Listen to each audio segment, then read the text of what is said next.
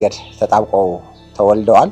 ከዚህ ቀደም ያየነው ከትግራይ የመጡ ሁለት ጭንቅላታቸው የተያያዙ ህፃናት ነበሩ። እነዚህ ግን የምታዩቸው የአላህ ስጦታ ነው። አይዞሽ እነዚህ ምንም አይሆንም። በተለይ ደግሞ በእንደዚህ አይነት ሂደት ላይ ያሉ ህፃናትን በሳውዲ የሚገኝ አንድ ትልቅ ኢንተርናሽናል ሕክምና እንደሚሰጥ ሰምተናል። እነዚህ ህፃናት አሁን ለረጅም ቀናት የኢቲ ፋውንዴሽን ሰራተኛ የነበሩት አቶ ፈቲና አቶ ነብዩ ፍቃደ ዲከኛ ከፋውንዴሽናችን ጋር ኤምኦዩ በመፈራረም እነዚህ ህፃናትን ወደ ሕክምና ወስዶ በሳውዲ እንዲያደርጉ ይህንን ቤተሰብ ማገዝ ትልቅ ማገዝ ነውና እህታችንን በቀጣይ በደም የገቢ ማሰባሰቢያ ያደርገንላት ልጆቹን ለሕክምና ወደ ሳውዲ የሚሄዱበትን ሂደት አሁን ያለባትን ክፍተትም ጭምር ለመሙላት ከዲላ አካባቢ ነው የመጡትና ሁላችሁም እንደየሃይማኖታችሁ ሁላችሁም ጸልዩላችሁ። እነዚህ ህፃናት ለነገ ሀገር ተረካቢ እንዲሆኑና ለነገ ለሀገር እንዲኖሩ የማድረግ ሂደት የሁላችንም ስራ ነው። አላህ ይጠብቃቸው፣ ፈጣሪ ይጠብቃቸው። ማን አልሻቸው ስም?